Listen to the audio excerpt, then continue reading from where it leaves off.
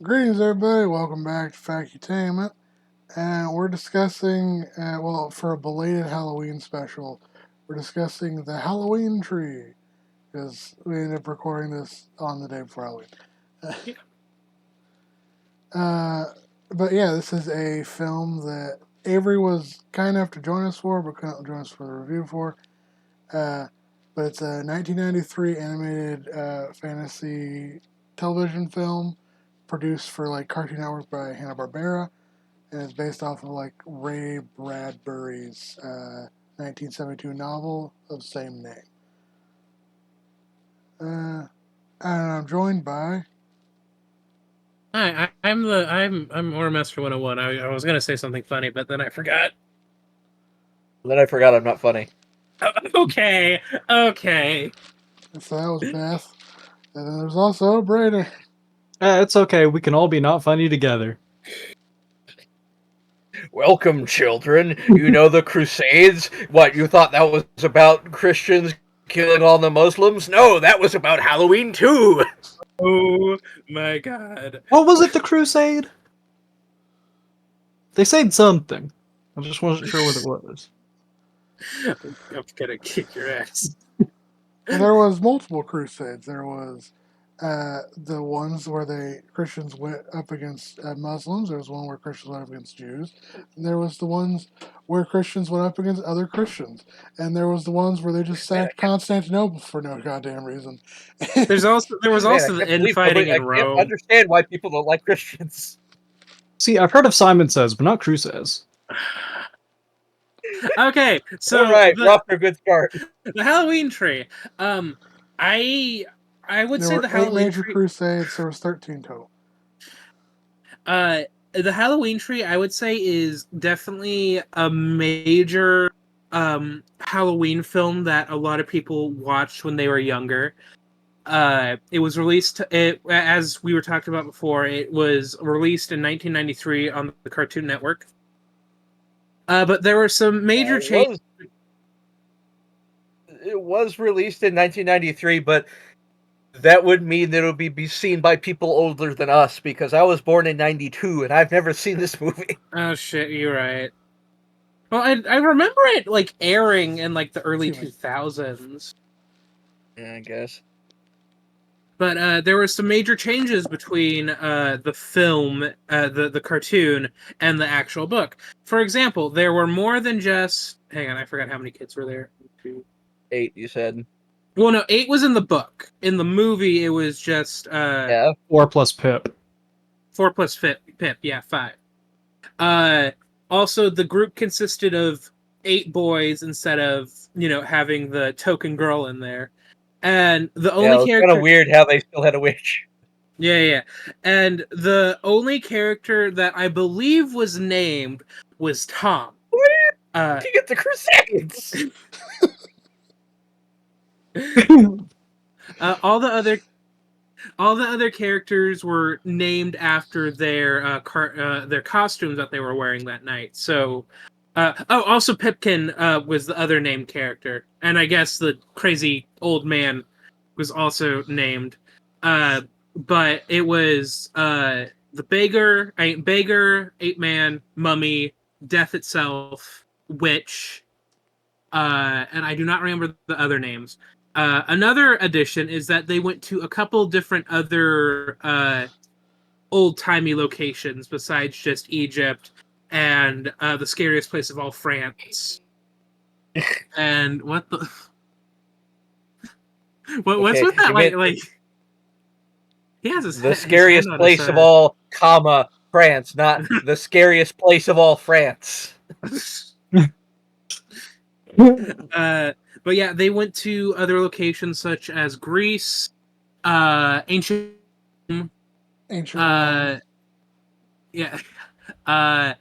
Instead of like medieval Europe, it was like I think Ireland with Celtic Druidicism, and instead of like talking about like what's the word? Instead of like talking about like the witches like being wit and just like witches being people who were just very smart, we like went deep down how like Wicca like had like its roots started with Druidicism and like with the Celts and stuff.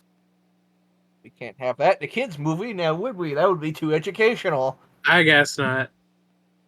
An annual Halloween tree has been exhibited at Disneyland in California since 2007. That's fun. Is there a picture of that? I'm not saying that to be No. weird. Just I want to see that. Halloween tree, Pictures Disneyland. of children.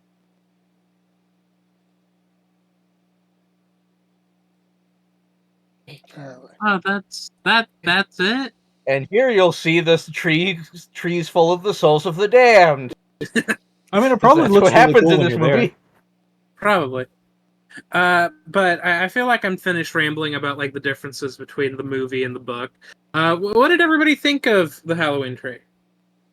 I mean, I thought it was all right, aside from the like weird historical inaccuracies trying to string all these things together to be vaguely Halloween themed.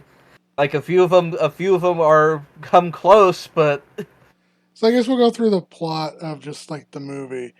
So oh essentially, boy, the whole thing's narrated by the author of the book, Ray Bradbury, and it's yeah, basically good. I thought it was also just Leonard Nimoy. No, it was Ray Bradbury. Oh, really? I thought it was Leonard Nimoy as well. Whoops. Yeah, So basically, they start off. It's like a small American town, and four friends show up as their respective homes. They're donning different costumes. You have Jenny the witch, Ralph the mummy, Wally the monster, and Tom Skeleton as a skeleton. And then they plan to meet up with their best friend, who apparently is the best person in the universe, Joe Pipkin. yeah, the greatest kid to have ever been born. Yeah, that's quite All literally these what the amazing narrator miracles says. happened when he was born. Yeah. However, he doesn't appear, so they go to his house. They see him being loaded into an ambulance with his parents along, Hold on. and they I ride to the think we need to hospital. I think we need to mention here the joke I made. Oh yeah, you said that. Oh, hey Yeah, guys, that I'm was- fucking It's dead. like, okay, yeah. So when the kids are running up to Pip's house, they're like, "Oh, it's like, oh, where's Pip? Where's all the stuff?" And it's like, "Oh, Pip had a stroke," and then it immediately cuts to Pip being loaded into a fucking ambulance. That was a good one. They see him being loaded in an ambulance with his parents, and then he's written a note explaining that he is going to the hospital for emergency appendectomy, which it doesn't feel like that be something that he'd be able to write down. Maybe a parent should have told the kids. Anyway, and that they should celebrate without him. However, they feel they can't start Halloween without him, so they follow the ambulance to visit him at the hospital. Tom suggests to take a shortcut through the spooky woods, which is the dark and eerie ravine. And then they see what looks like a translucent Pip running along the ravine trail, and Tom leads them on. He's basically in denial, convinced that Pip has designed this as an elaborate prank, and that he's not actually going to the hospital or anything. He's actually doing this to like trick him for no real reason. So the group races after Pip. After like some of the kids are like, we probably shouldn't go through the ravine, but then they're like, well, Tom's already ran ahead, so we'll go to the ravine. And a lot of the kids are like very quick to like undercut each other or leave each other behind, which is a running theme throughout the film. Like, oh, and they're also like, oh, well, Pip set all this up to trick us. It's like, oh yeah, he got this big haunted house to trick everybody. He hired the ambulance to trick us. Yeah. So they race after Pip. He disappears into a towering and darkened mansion. They knock on the door because it's got like this one of those old time knockers. And I believe it's called And the stairs, the stairs make the stairs music try to eat them. as they climb it. It makes all kinds of music. Yeah. And so they get ushered inside because it's a haunted house, so it like sucks them in. And a man named Carapace Clavicle Monshroud, aka Leonard Shroud. Nimoy. Leonard Nimoy. Like, I think is a very weird name. AKA, I guess spoilers for this movie. We're doing an in-depth review. Who cares? He's heavily implied to be death. He's heavily implied to be the Grim Reaper. Basically, that's what he's doing in the film. He greets them inside. Mountron expresses disappointment that none of the children know what their costumes symbolize. He reveals that he is also going after the ghost of Pip. Pip sneaks and steals a pumpkin from his tree, where he's got like all these pumpkins that are all lit, and they're all supposed to be like souls of various people. And also, Pip is very clearly a ghost.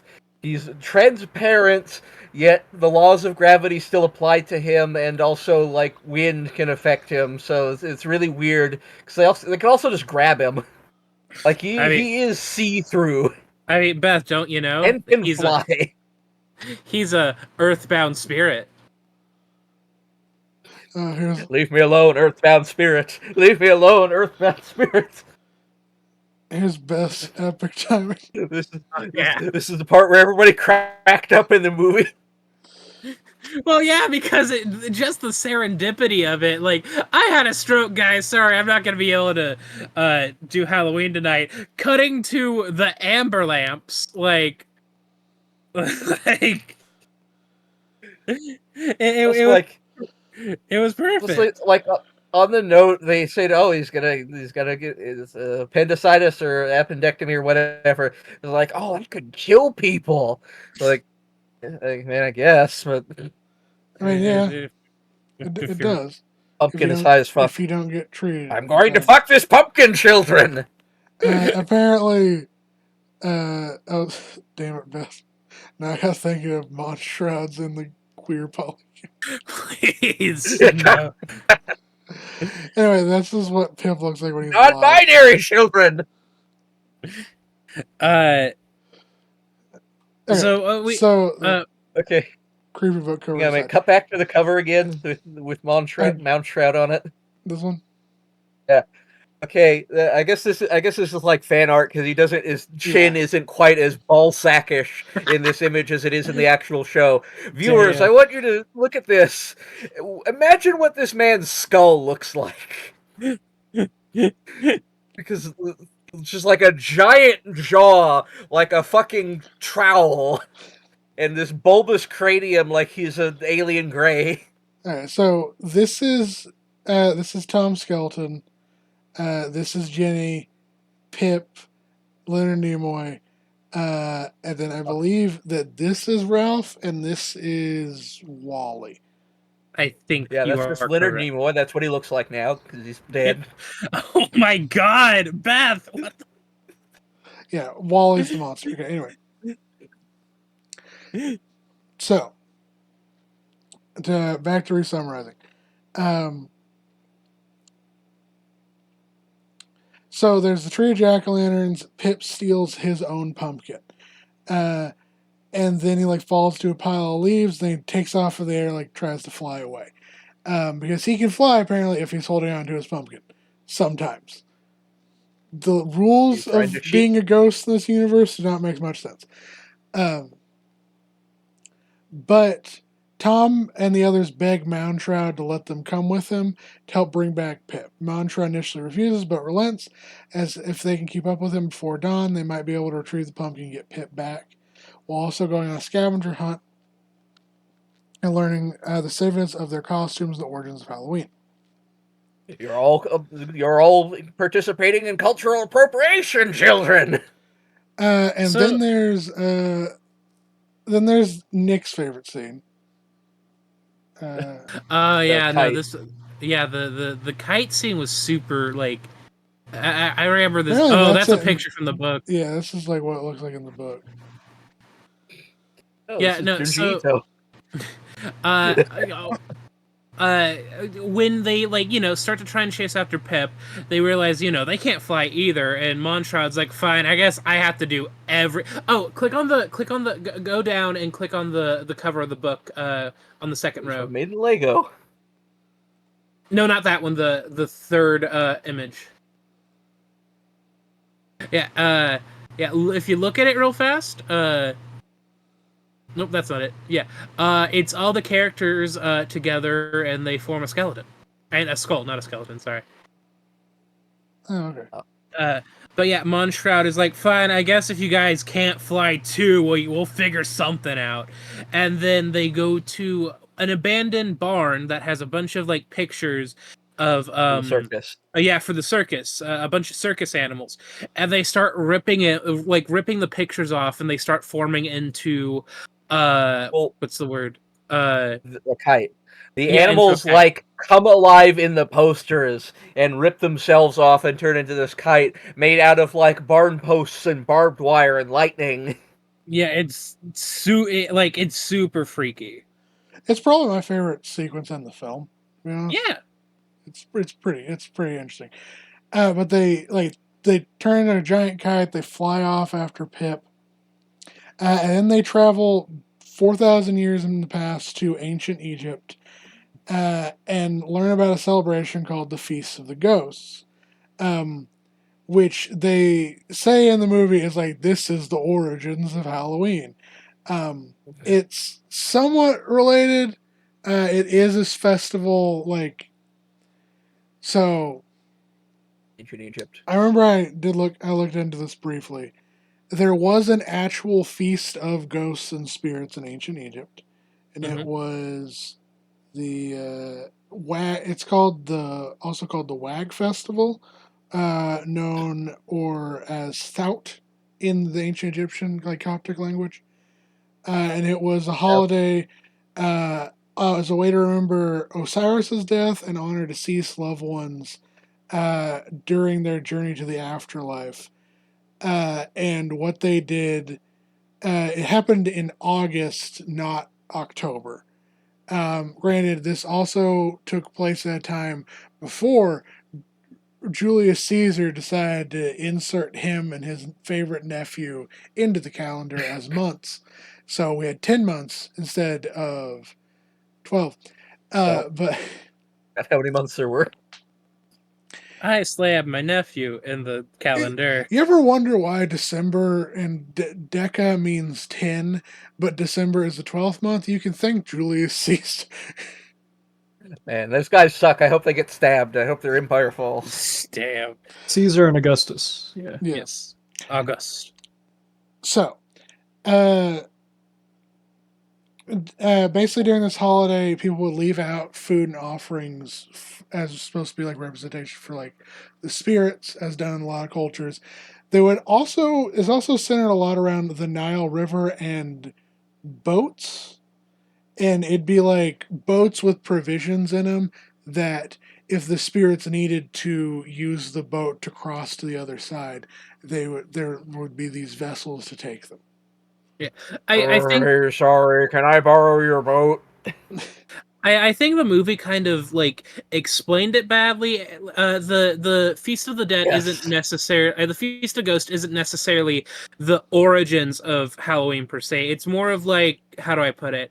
It's more of Tangentially like, related. yeah, like it's like the origins of like how like humans like have this like relationship with like death, and like how like they celebrate death, if that makes sense. It's less so explaining the origins of Halloween in some cases, and more so explaining the origins of these costumes the kids just happen to have. Yes. Yeah, what's the They're word? only in ancient Egypt. They're only in ancient Egypt because one of them dressed as a mummy.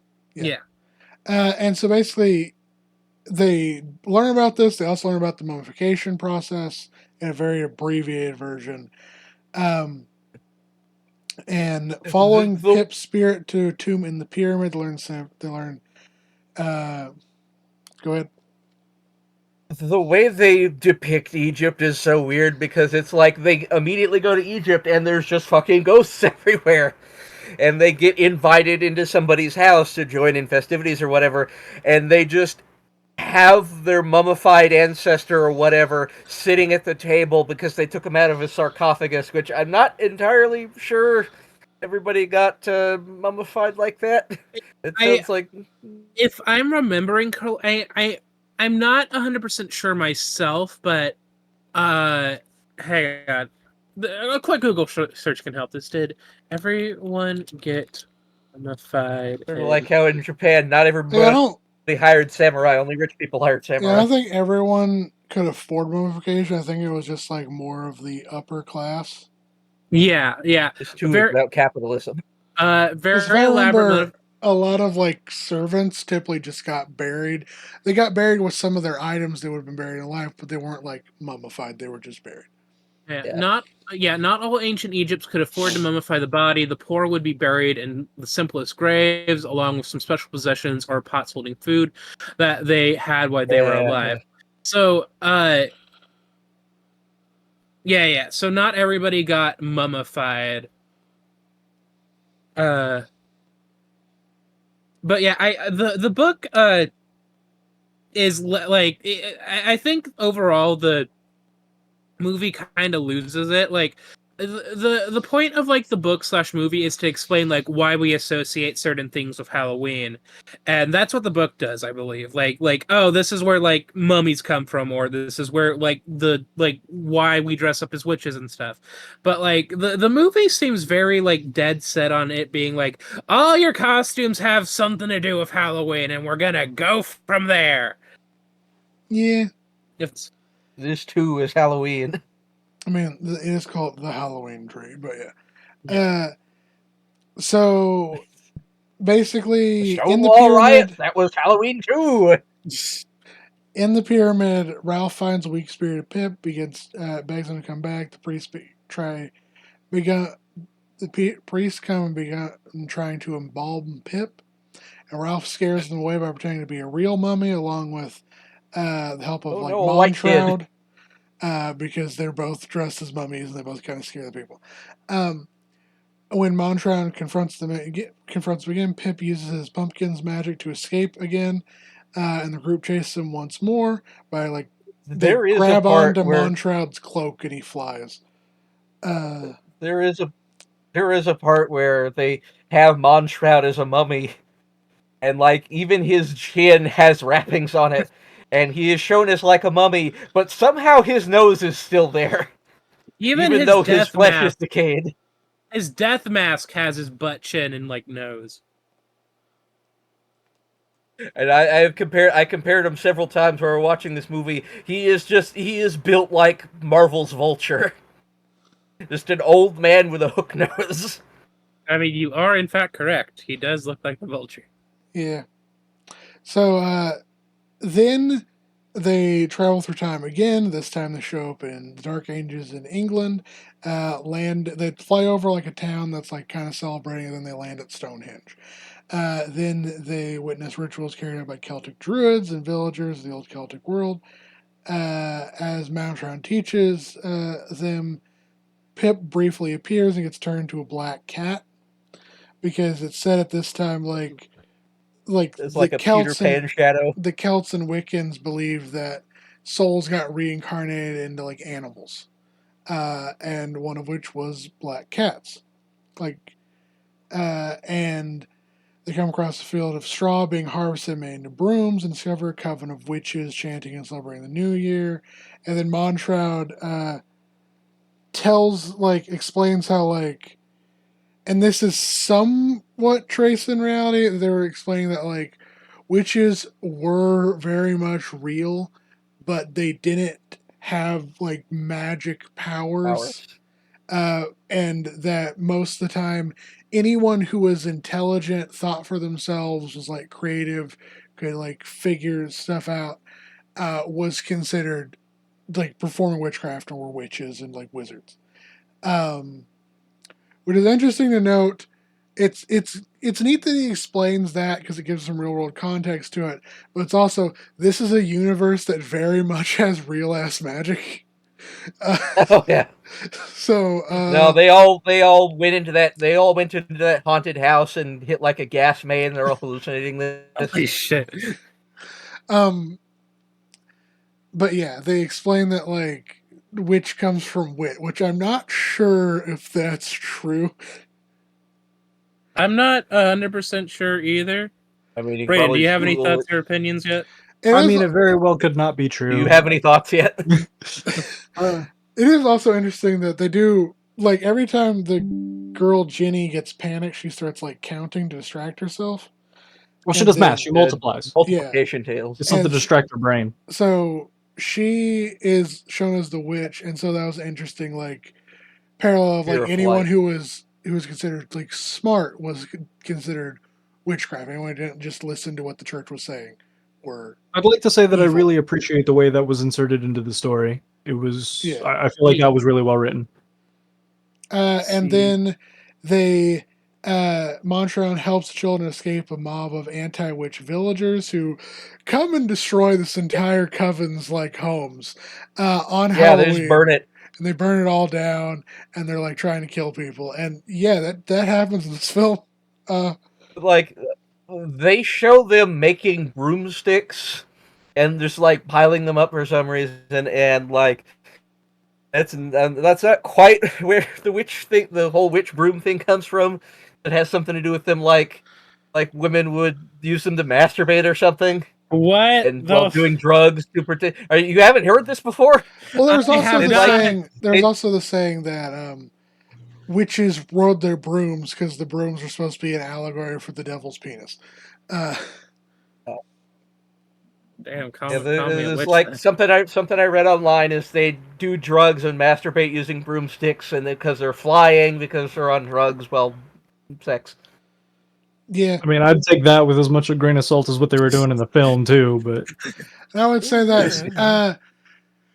like this touches on what is actually magic and what is not, which is in real world, along with many priests and medicine men throughout history, did perform healing, did perform what many considered magic, which kind of, in Yeah. at least my opinion and the opinion of many scholars I've read on the subject, states that they just had a better understanding of like of the natural world or just like physics and stuff around them without having the words to describe it, which people assumed was witchcraft. Which, in all fairness, like yeah, I know how to produce static electricity and I know how to make what chemicals go together to make flashes of smoke. If I did that 1,000 years ago, I'd be called a sorcerer. Uh, I mean, magic is really Called a just hobo. like whatever people don't know how to like explain or understand. yeah, it's a very popular 17 interpretation of magic. Is it's just like it's science, but you don't have the words for it. I'm trying to look around to find like the etymology of the word witch. It goes from witch and then it goes into Wicca, but then I'm not really seeing anything about Wicca being related to like wits. I'm seeing like what's the word? Yeah, the wit kind of feels like that was something that they wrote because it makes sense if you don't look at it too hard. It just kind of Something fits into witty. the script really well. 17th century habit of women soaking, smothering, or saturating a broom handle with hallucinogenic herbs before pushing it into their vagina to absorb the opiates. Oh, I see that. Okay, then. That was something on. Okay.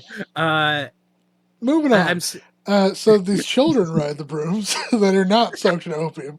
Then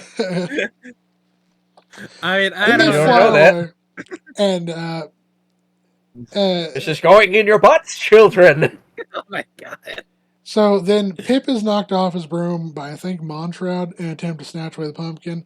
Ginny catches Pip, but is afraid of losing him. He encourages her and then uses his pumpkin to dart away to the darkest timeline and arrives in France. Yeah, Pip is a ghost, but she's able to like grab him in midair. I'll also add, at several points in this movie, the children are like clutching on to dear life for each other, like grabbing, like grabbing each other's ankles and whatever. And I feel like it would have like dislocated their joints at some point. Like these kids have incredible grip strength.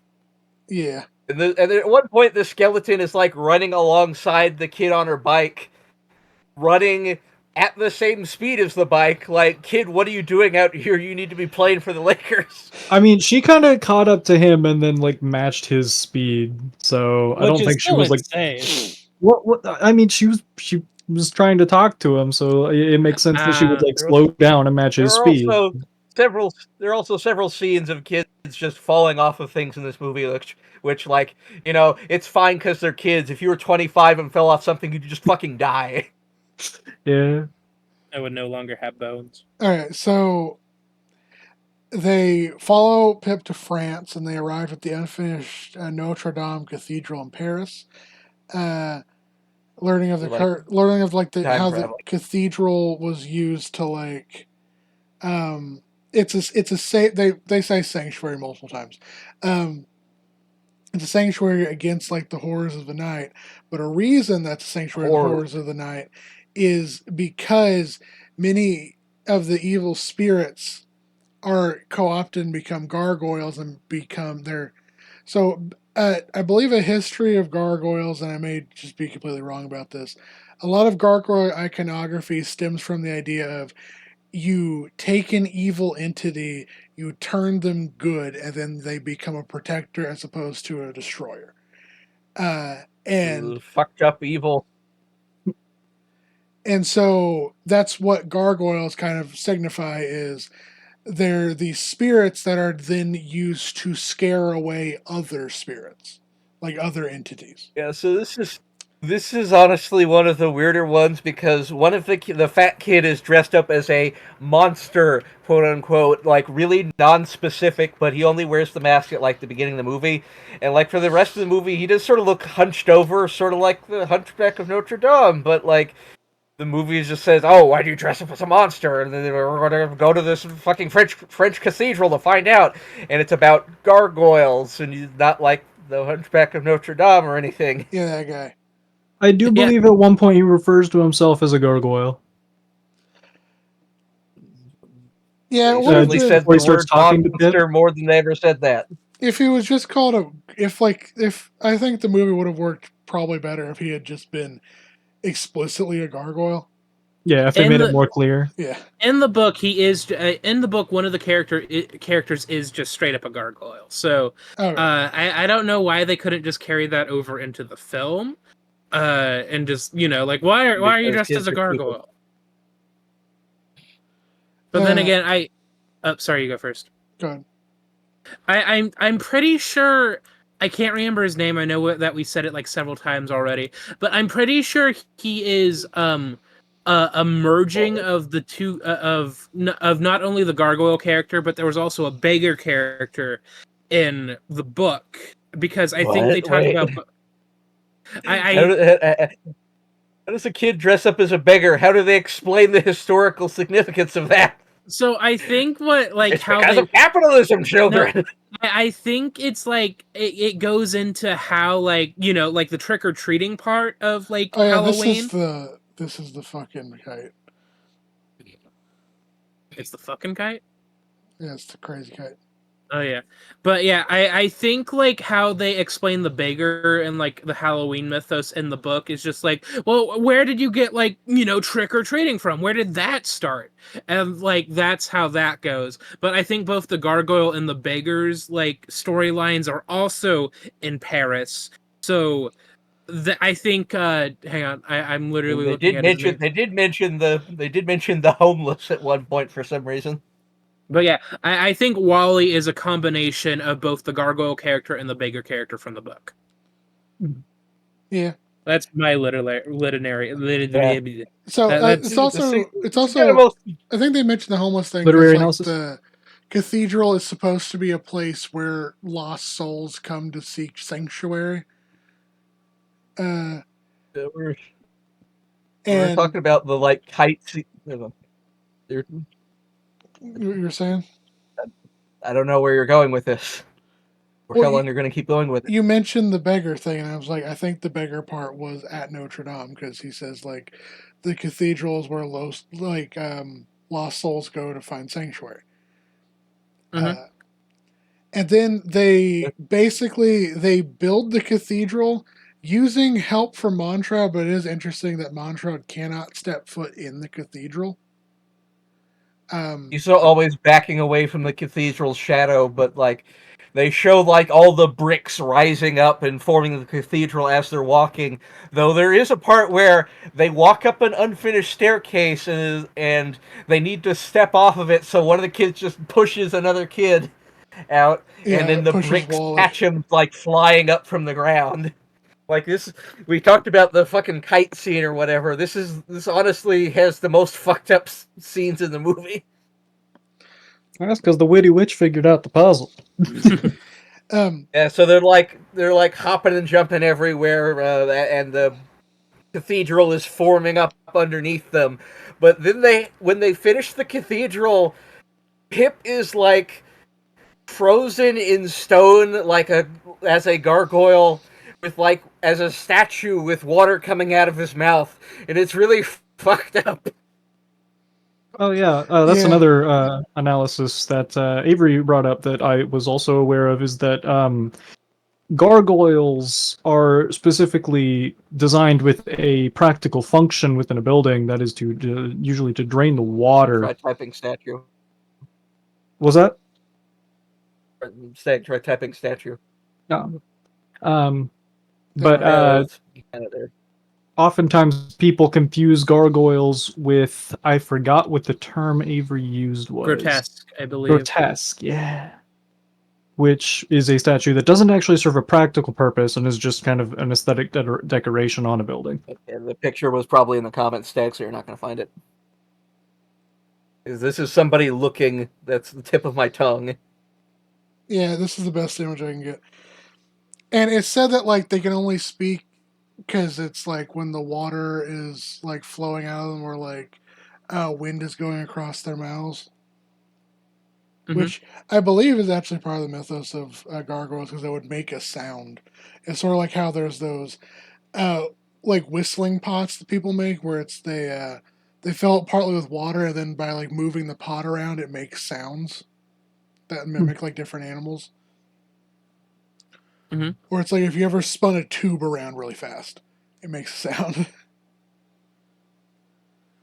Yeah, like this is just the most fucked up scene because it's this child in anguish, frozen as a statue, like a piece of fucking architecture. Yeah, it was fucked up. And then he gets freed by Wally because it's his turn, even though as the fat kid, he probably would have made more sense to like put one of the lighter kids on the shoulders and lift them up to grab Yeah, it. they are just climbing up and down the side of Notre Dame Cathedral.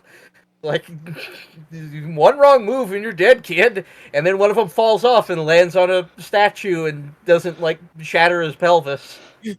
And then the statue But turns into a monster. he's zapped by electricity first, by the way.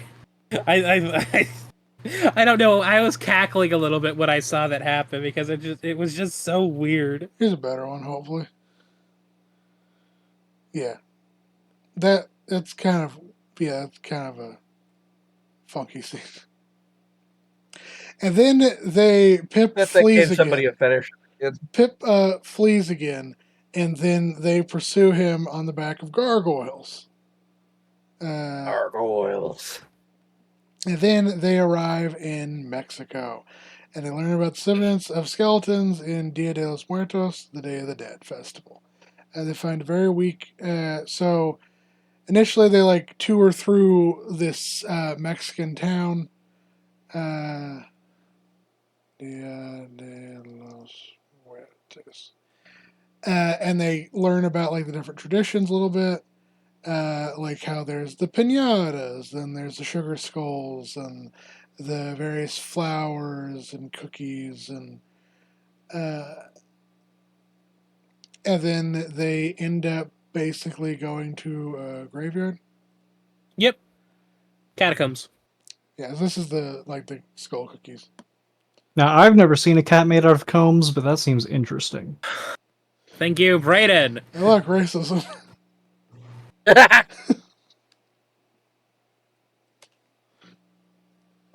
Right. Anyway, they go to the Day of the Dead festival, and then they go to the catacombs. And at first, I thought it was going to be another one where, also for some reason, the gargoyles become tombstones. But at first, I thought it was going to be another one where, like, they send, like, Monshroud sends the kids down to get Pip The cask of homunculado. because he can't enter it because it's supposed to be holy ground again. But apparently, he can just enter it, so it doesn't matter. Yeah, Monshroud's like what Monshroud can and can't do is a little weird. Like confused. The rules of this universe are inconsistent, children. Yeah.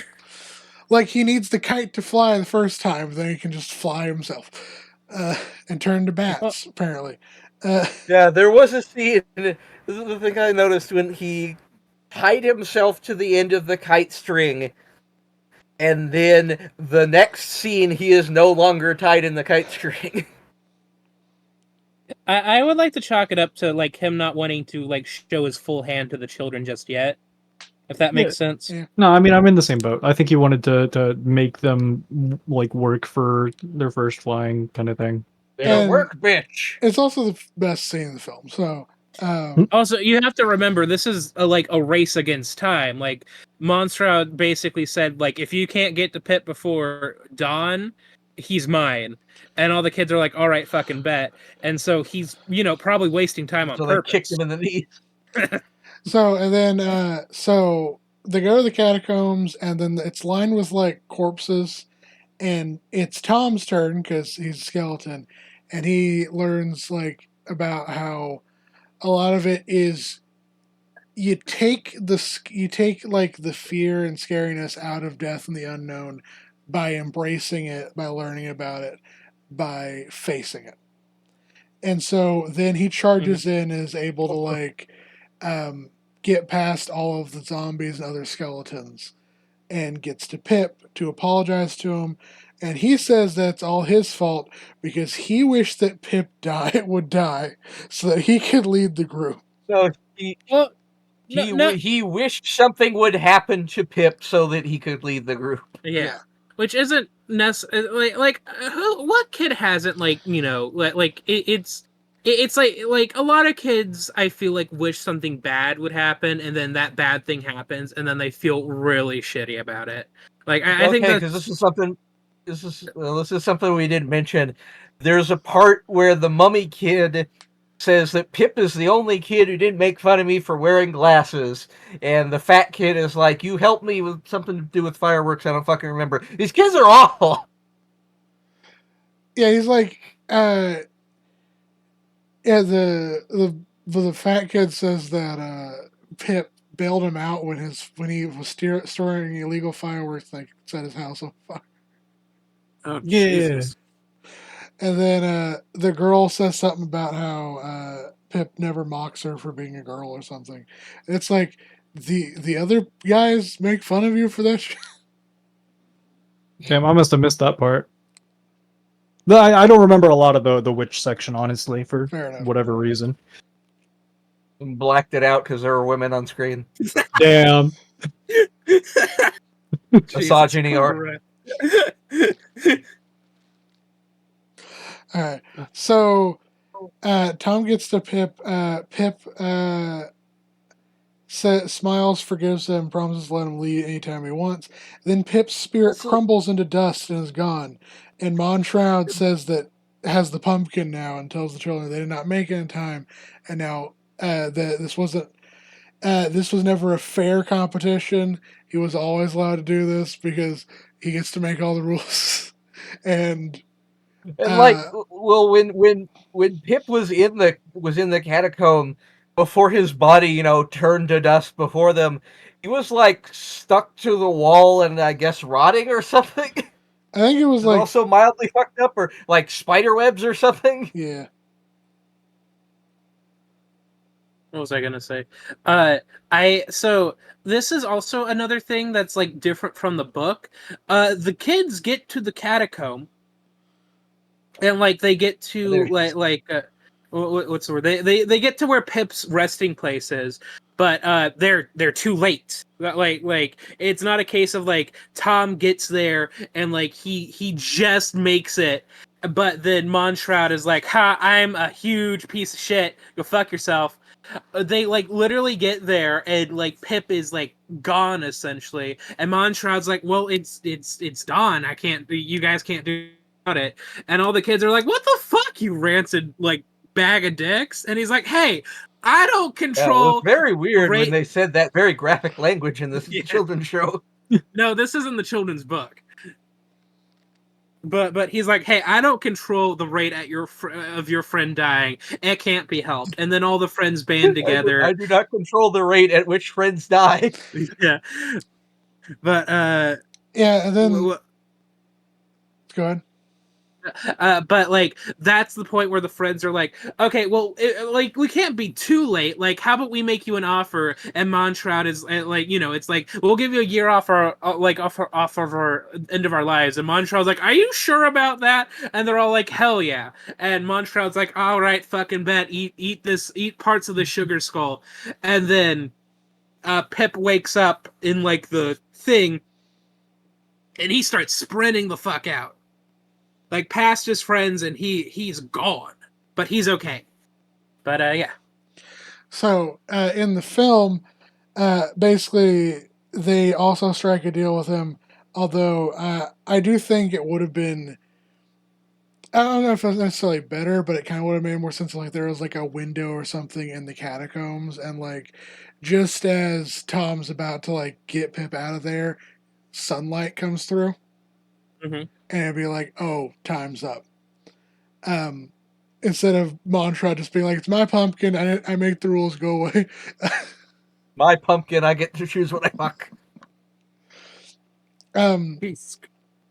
So basically, Mantra to the children, they didn't make it in time. Pip's soul is now his property. The children, like Tom offers them a year off the end of his life.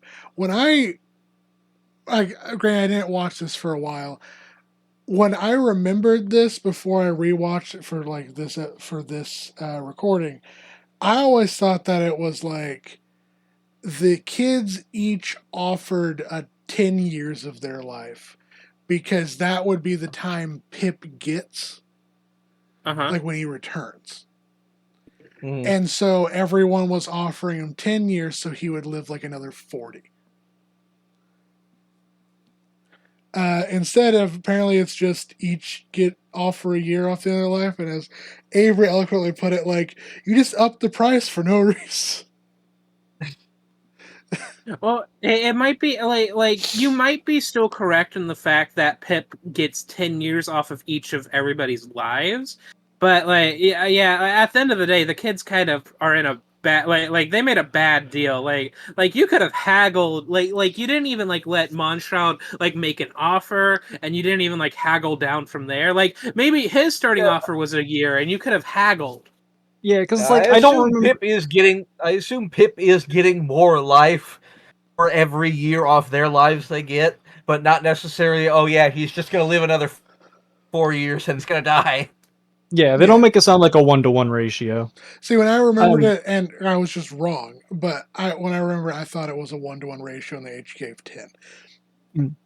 I will say, it didn't sound like there was already a definitive acceptance from Monshroud for just Tom's 1 year of life, but it did kind of sound like he was almost willing to accept it already. Yeah. So yeah, I can kind of see why add more at that point. So Monshroud accepts the deal, gives each of them a piece of sugar skull candy, and it has Pip's name on it for them to eat, sealing the bargain.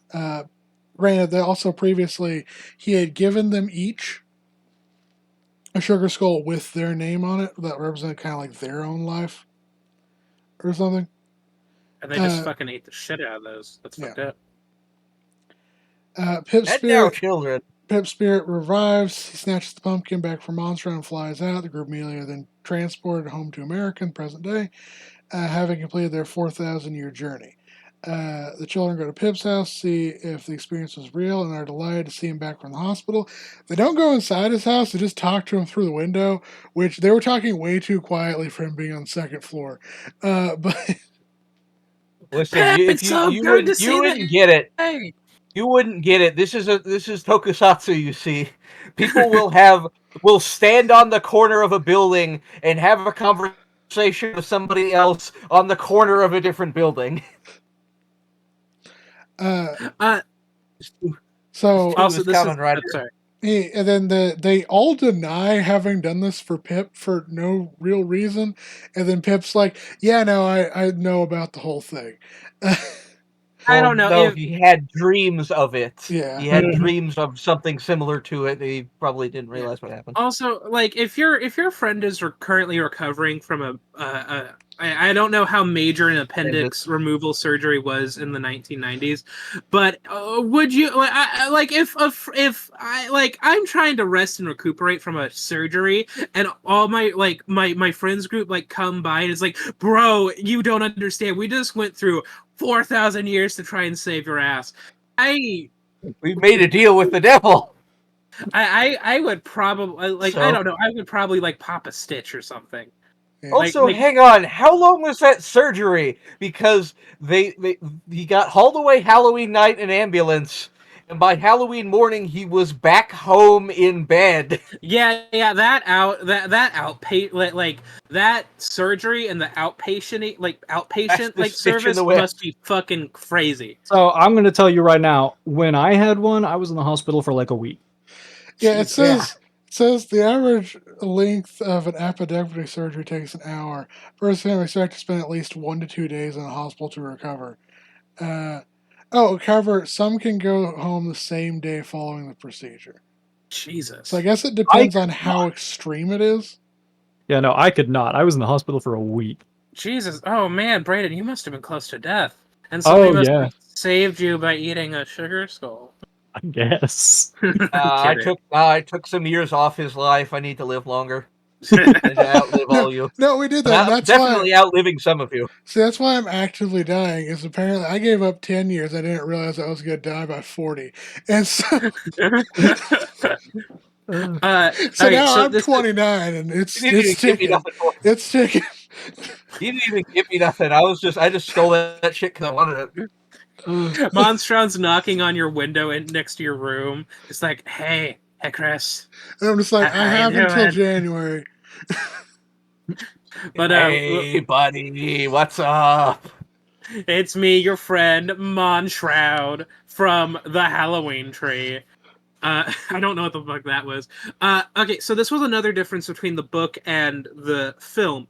So, the situation, like, how the film starts versus how the book starts and how it ends versus the book ending is different. So, at the beginning of the book, the 8 friends end up meeting up with Pip, and he's like, "Hey, I like know the best place to like trick or treat this year," and it kind of like that's how it starts. Like they like run into Pip as he's like leaving his house, air quote, and he looks all ghostly and shit. And then they like chase him to Monshroud's house. And at the end of the book, they learn from his parents or from like a note that they found like at his house that hey, they like Pip had to go to the hospital or something, which is the reverse of the movie where they see, you know, Pip get carried off in an ambulance. I know I'm saying it funny. Get off my ass about it. Well, fuck you. I'm getting back on your ass. But like they don't Oh, see back Pip to at the beginning. Avalanche. They don't see Pip at the beginning of the movie, but they see him at the end, which is the opposite of the book. But then also the book has like some weird once again the book less talks about like the origins of and just like scary things and like death in general. And I think like at the end of the book it's like they talk about like how they won't have like many Halloweens to go going through into the future and stuff, and then it ends with how the movie essentially ends with Monshroud like just taking all the pumpkins and going somewhere. See, I have to wonder if the movie is trying to convey less about what they have to do with Halloween and more to do with just the costumes specifically and where the concept of the costumes come from. And I as think yeah. Nick just mentioned, the film ends with at the mansion, Montrout blows out his pumpkin candle. Everything turns into smoke and disappears. And Halloween tree, strong winds and all the pumpkins fly away, except for Pips. And that ends the film. Well, because Pips is back at home. Yep. Yeah. And that's Halloween apparently tree. Apparently this was made by Hanna-Barbera. Yep. Yeah.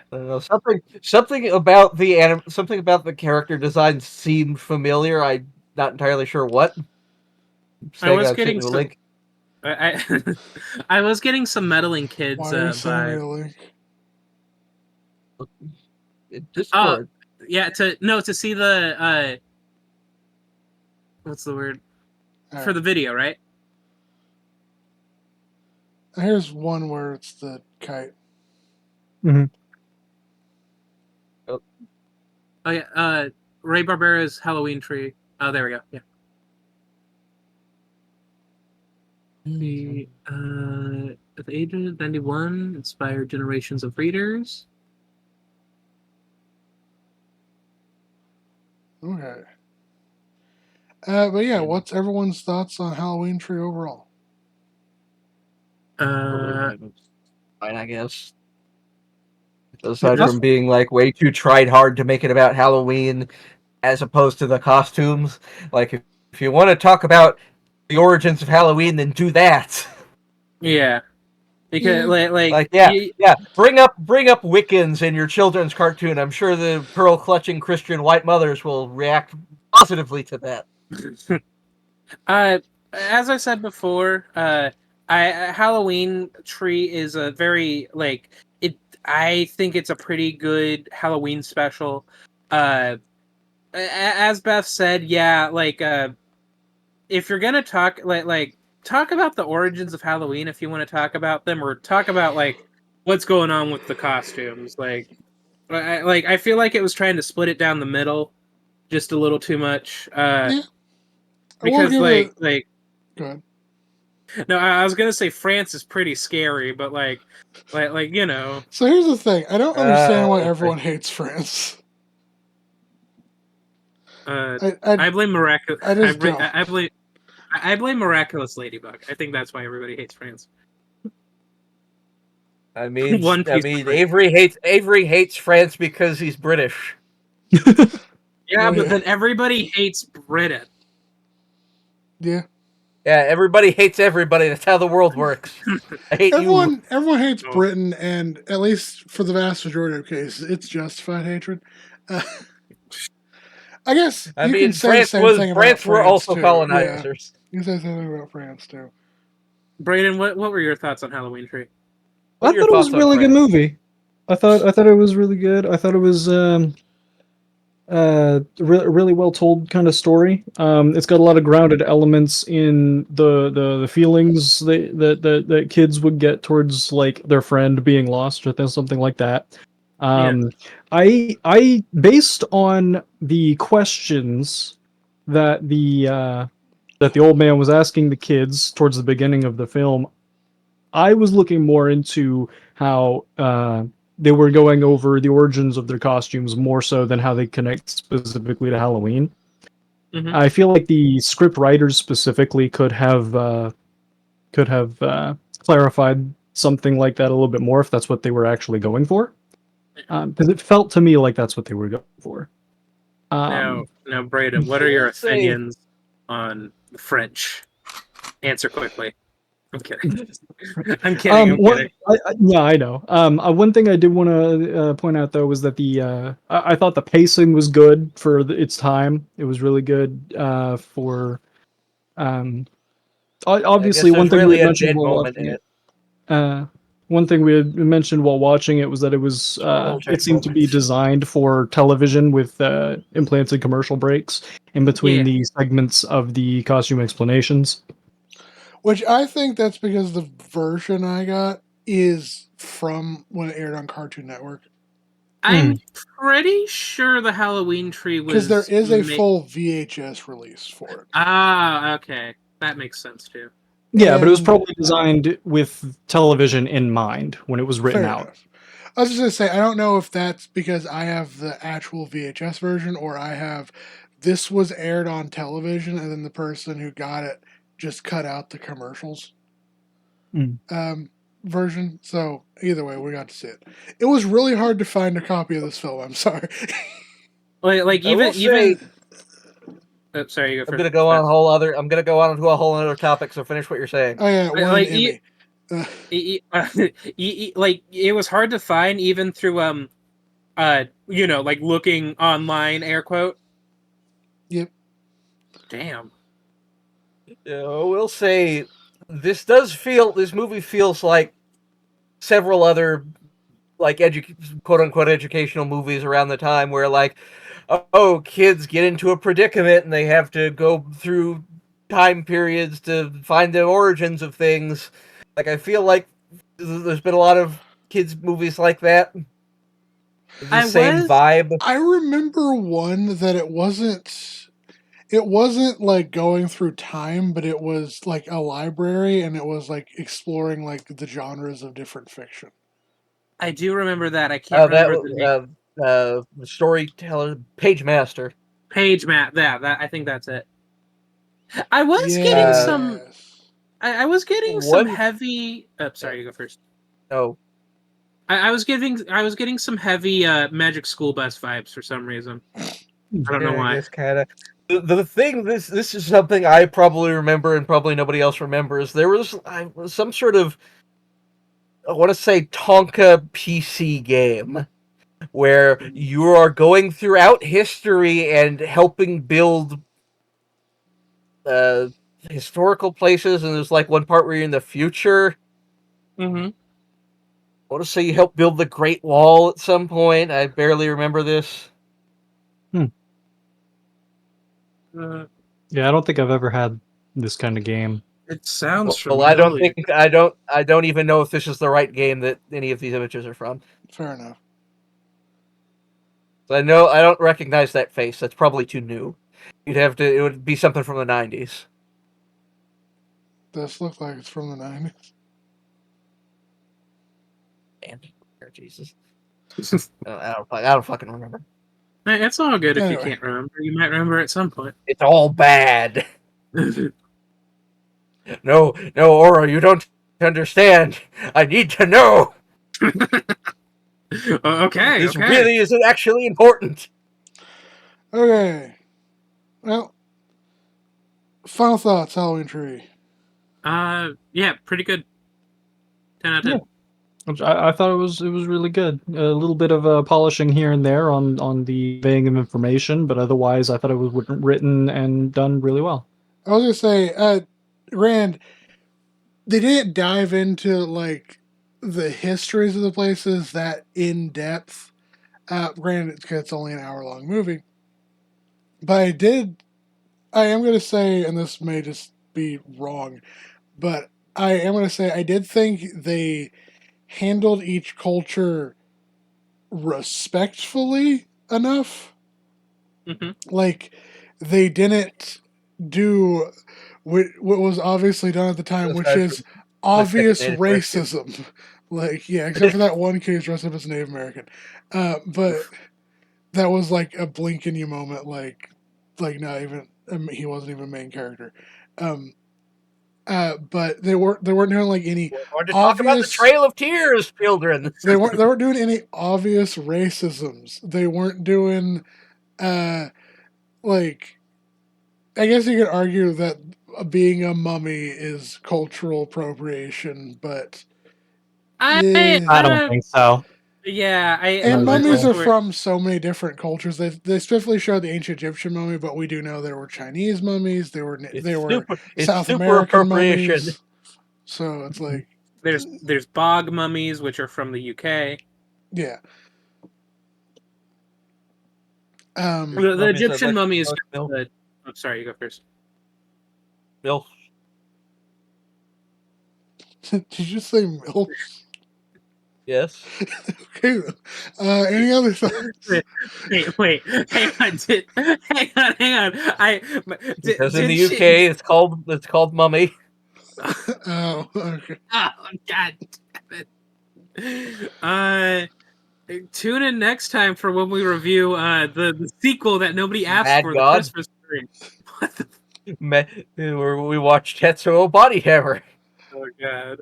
Did you say the sequel is the Christmas tree? Yeah.